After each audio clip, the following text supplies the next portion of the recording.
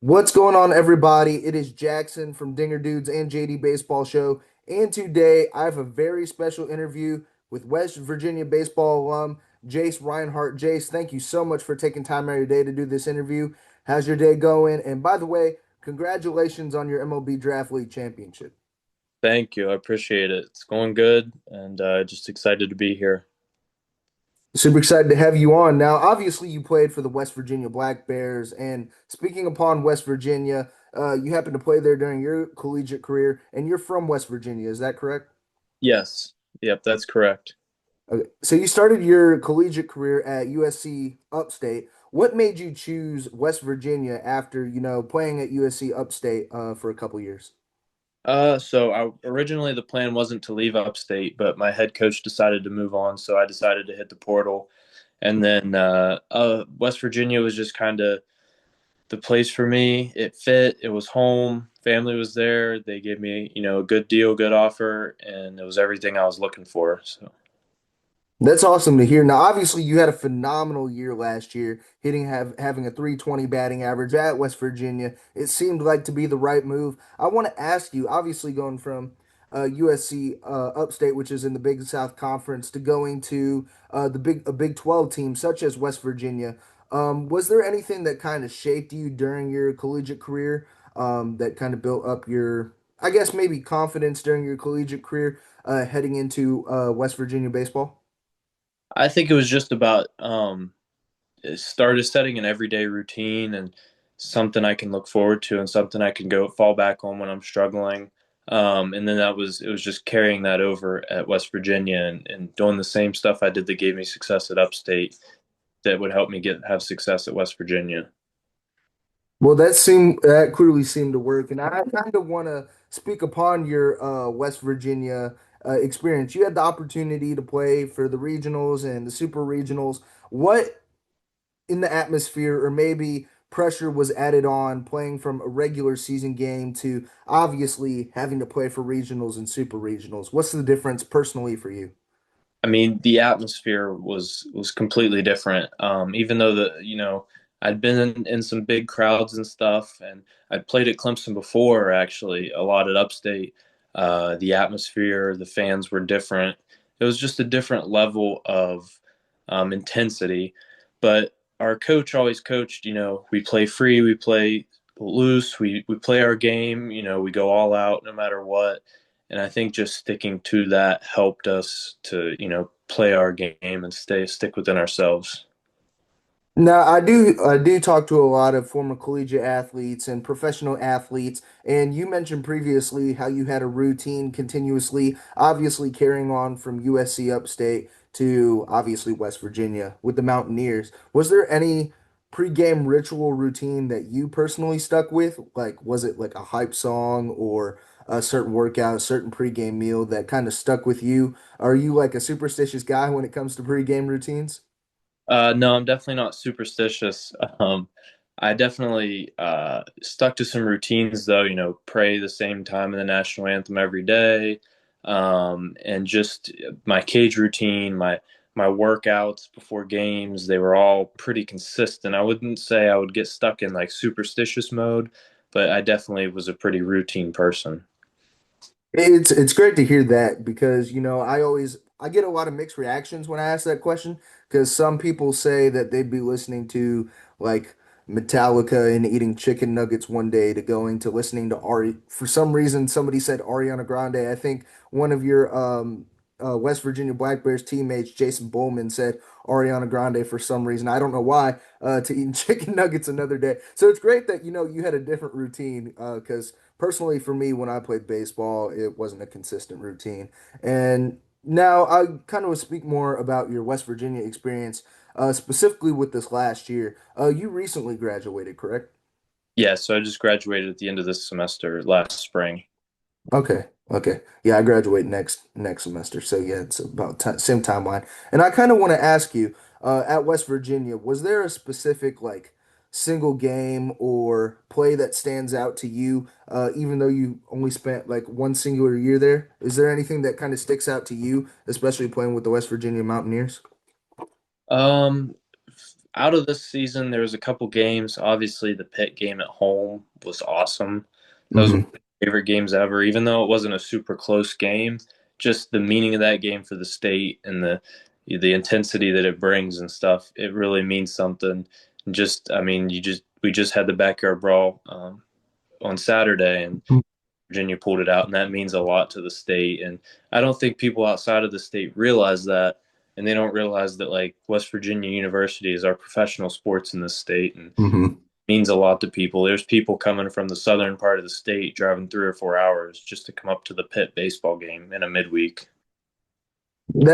I actually want to ask you about that because personally, I've never been to West Virginia. I'm currently located in Georgia, so I've really only been around the Southeast, maybe the Midwest a little bit. Now, I'm going to be flying out to West Virginia next summer to go see a Black Bears game. But what is the highlight specifically about West Virginia that people might not realize? Like, what are the hidden gems in West Virginia outside of West Virginia football, Uh, baseball?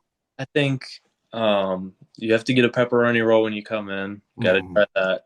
And then I think you just gotta go places and pay attention to how genuine the people are and how everyone's friendly and everyone cares about everybody else. It's a different place because there's so few people. Is there a specific place I have to get a pepperoni roll at? Um, my favorite's called Cessno's, which is in Fairmont, which is about 25 minutes from Morgantown, but you can get them at a lot of different places. That definitely sounds like a hidden gem because I don't think they have those down here in Georgia. So speaking upon like obviously your experience in West Virginia, you played for the West Virginia Black Bears. How did you get involved personally with the MLB Draft League? Because I heard from your hitting coach and from the pitching coach Jay Jackson out there that it's two different rosters for the first half and then for the second half. Is that correct? Yeah, so the first half is unpaid and it's like a collegiate summer league, and the second half is into professional baseball. That's cool. So how did you personally get involved with the West Virginia Black Bears? Like how did they contact you?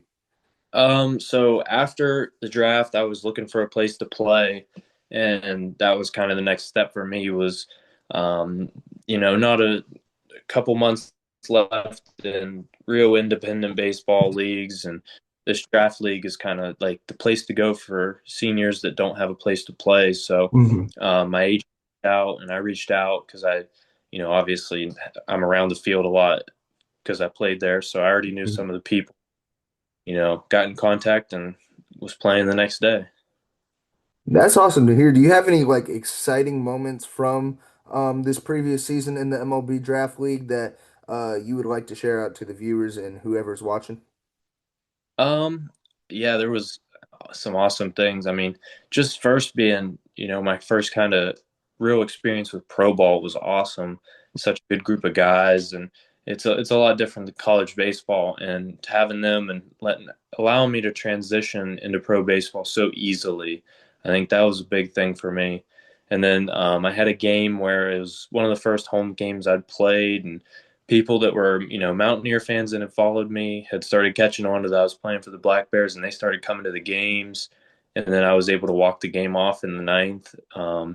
And that was really cool for me. It was like a full circle moment because, playing for West Virginia all year and then being able to do that with the Black Bears, that was really cool. And then, winning the second half and celebrating with the team, and then obviously winning the championship and celebrating with the team, those were two big things for me.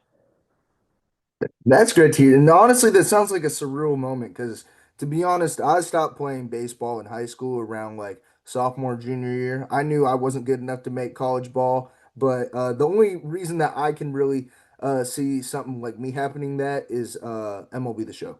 MLB The Show is the only way that I can see myself doing that. But I do want to ask you because you were talking about transitioning into pro ball, and now obviously you're out of collegiate baseball. You're done with West Virginia Mountaineers, and you just finished up a phenomenal season with the West Virginia Black Bears. What is next personally for Jace Rinehart, especially when it comes to the pro ball route? So this winter I'm going to be training at Tread Athletics. Mm. All winter. That's my next step. And then from there, it's whether I can get a free agent contract or see where we're at there professionally with an organized organization and affiliated. And then after that, it's pro ball. Try to find some indie ball. Find some. There's four independent leagues to play in that are Hmm. the MLB, and that's kind of my next step is getting into those. Well, we hope to see you. Personally, I'm a Cardinals fan and we need more hitting. So if anybody from the Cardinals organization is watching and wants to sign Jace Reinhart, please do because we need more hitting. I'm tired of seeing us losing and losing and losing. Speaking upon that, did you personally have a favorite MLB team growing up or favorite players you idolized or tried to model your personal game after? Buster Posey was a big one for me. Mm. He was probably my favorite baseball player, and then Tim Tebow was my favorite athlete of all time. He really just, what he represented himself is kind of something that I look up to and strive for. Two amazing role models there. I thought you were about to say Tim Tebow was a favorite baseball player of yours. I would have been so confused. But no, Tim Tebow is an amazing guy, and everything he stands for is absolutely amazing. And Buster Posey, great locker room guy, not just a great locker room guy, but a phenomenal talent out on the field. A lot of people had the debate about the Molina Posey 2010s catcher thing. I don't really care about that. I say Molina all the time. Non-biased, personally aside. Now, I actually want to ask you like a couple fun questions before we wrap up this interview. Now, I love asking this personal question um, to a lot of athletes I interview. Did you personally have a playlist or soundtrack or songs that you listen to before the game to get you hyped up heading out before the field? I definitely did, but it starts way early for me. So like, when I get to do my workouts and stuff and whatever I'm doing during the day, I'm playing like I got a list of, songs that I like think would be great walk-up songs and listen to them and imagine myself, walking up and hitting and stuff and enjoying those songs. And then closer to the game, right before the game, it's more like, slow country, relax, kind of calm down, get ready to play the game and just do my thing. I try not to get too hyped up before the big. Yeah, I hear that a lot from different athletes because some people, a previous guy I interviewed said that he was listening to a lot of reggae music and it was just very mellowed out because he knows that he really psychs himself up before a like a football game that because I previously interviewed an NFL player and he said that it was a mixture of both. Personally, what was your walk-up song while you played at West Virginia? So I've used the same walk-up song for all 4 years of college, all my summer games, and now in professional baseball at the Black Bears. It's "Sleeping on the Blacktop" by Coulter Wall. I love Culture Wall. Culture Wall and a lot of like I would say mellowed out country type rock is a good fit for a baseball song, walk up song. Personally, for me, it would be "The Man" by Aloe Black, just because I'm very self-absorbed sometimes. But the man would be a very big one for me. Now, obviously, you played baseball, and as I said before, you had a lot of people that you looked up to for baseball players growing up. Do you personally have a Mount Rushmore of baseball players of the position you personally played? Um, I'm gonna be honest, I'm not a huge baseball watcher. Mm. Watch a ton of baseball, but I would say I don't have, Buster Posey was kind of who I looked up to as a catcher, but I had like my top three all time are probably Buster Posey, Jose Bautista, and I like Brandon Crawford, Troy Tulowitzki. Probably those four guys are my top four of all time. But phenomenal for baseball players. It's a little unfortunate you didn't name any former Cardinals. Actually, wait, no, Brandon Crawford played for the Cardinals for 1 year, so I'll count that. I'll count that. But in Jose Bautista, I like to have the Jose Bautista mentality, especially when it comes to. I just imagine a guy who likes to send hate comments to me being rude Ned Odor, but I want to kind of flip. I want to kind of flip that personally. But One final question for you, Jace Reinhardt. As you know, you finished up your collegiate baseball career, heading into pro ball. Is there any advice you'd like to share out to high school baseball players or the younger generation who's trying to make it into collegiate ball or try to be a big leaguer one day? Yeah, I think something that's always stuck with me is I know they always say like the cliche, like um, you miss every chance you don't take, but I look at it more like, every opportunity you could ever get in your life is a chance to do something, and whether you take it or not is whether you succeed or not. I think if you start the opportunity, there's always a chance to succeed, and if you don't take that opportunity, you'll look back in it in life and think, what could I have done? That can personally be that's amazing advice. That can personally be applied to I guess any aspect in life, not just athletes, but any career or occupational field that they want to go to. But Jace Reinhardt, thank you so much for taking time out of your day to do this interview. Hope to definitely reconnect in the future and hopefully MLB teams, if you guys are watching or indie ball leagues, you guys are watching. Sign Jace Reinhardt because he's a phenomenal baseball player. So please sign him. But Jace, thank you so much for your time. This interview will be up in about probably 30 minutes when I get done editing it. But I hope you have a phenomenal day and best of luck to you in the future, man. Thank you.